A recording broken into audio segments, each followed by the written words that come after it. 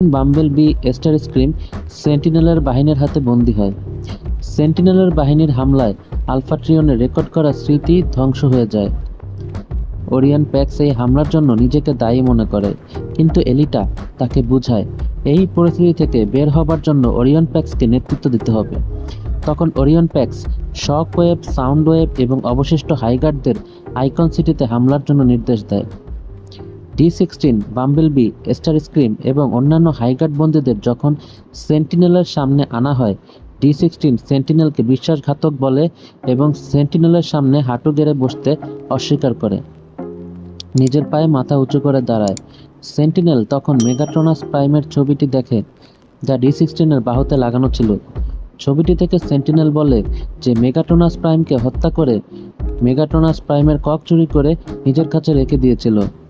তারপর শাস্তিস্বরূপ মেগাট্রনাস প্রাইমের লোগো ডি-16